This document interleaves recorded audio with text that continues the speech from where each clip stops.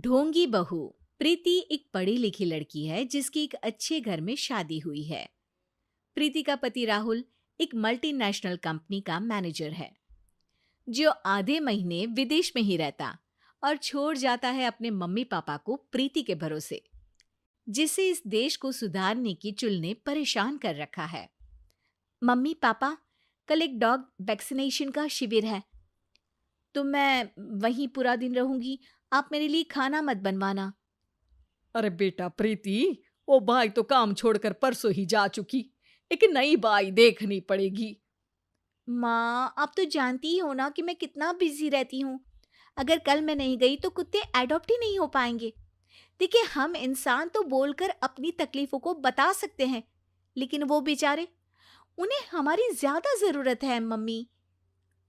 अरे बोल के भी हम क्या हासिल कर पा रहे हैं। अब ठीक है बेटा, तू जा, मैं खाना बना लूंगी। ऐसा पहली बार नहीं हो रहा था। देश भर में जितने एनजीओज हैं, चाहे वो स्टूडेंट्स के अधिकार के लिए हो या गरीबों में खाना बांटने का काम हो, प्रीति सबसे जुड़ी हुई थी। रोज कहीं बाहर ही रहती थी, एक शिविर में नहीं तो दूसरे में, और छोड़ जाती थी अपने सास ससुर को उनके खुद के भरोसे। और जब कोई उसे कहे, अरे प्रीति, कभी तेरी सास का हाथ भी बटा दिया कर, तो उसका एक ही जवाब रहता था, देखो, हम लोगों को तो सब कुछ घर बैठे मिल जाता है। अगर आज मैं इस शिविर में नहीं गई तो पता नहीं कितने लोग सड़क पर आ जाएंगे। प्रीति को समझाना संभव ही नहीं था, और ये बात उसके सास ससुर भी मान चुके थे। इसलिए सुबह सुबह सास ही किचन में खाना बनाने जाती है और देखती है कि घर में सब्जियां खत्म है। अरे प्रीति बेटा, सुन तो जरा। क्या हुआ मम्मी? मुझे बहुत लेट हो रहा है, और आप तो जानते हो ना कि अगर मैं इस शिविर में नहीं गई तो। हाँ हाँ, कुत्ते एडॉप्ट ही नहीं हो पाएंगे, सब जानती हूँ। अरे पर घर में सब्जियां खत्म हो गई है। अरे जब तू वापस लौटे ना तब लेकर आना, ठीक है बेटा।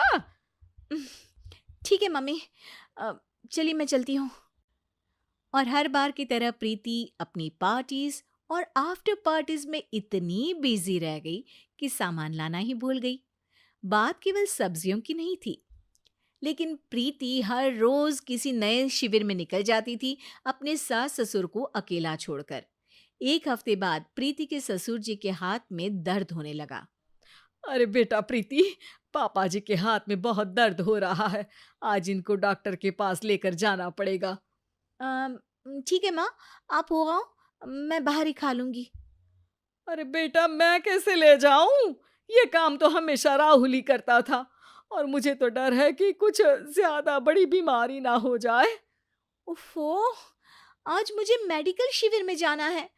बेचारे बड़े बुजुर्ग जिनके अपने फैमिली वाले उनका ध्यान नहीं रखते, उनका पूरा मेडिकल चेकअप होगा।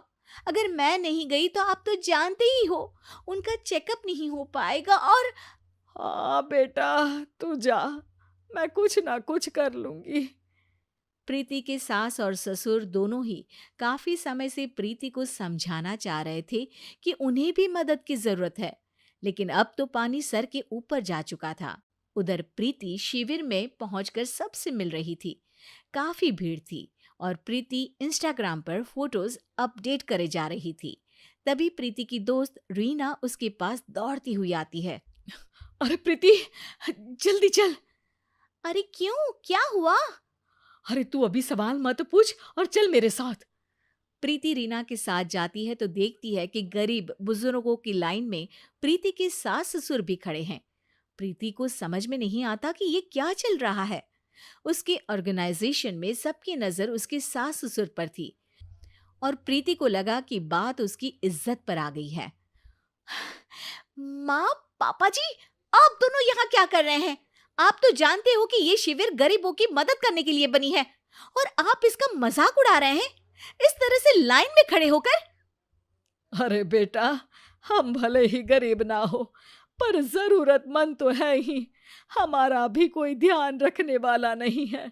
मेरे पति के हाथ में दर्द है, मैंने सुना कि ज़रूरतमंद बुजुर्गों का यहाँ फ्री में इलाज हो रहा है, इसीलिए चले आए। अ, नहीं, मतलब मैं तो प्रीति को समझ में आ गया था कि समाज को संभालने से पहले उसे अपना घर संभालना चाहिए और वो सर झुकाकर अपने सास ससुर से माफी मांगती है।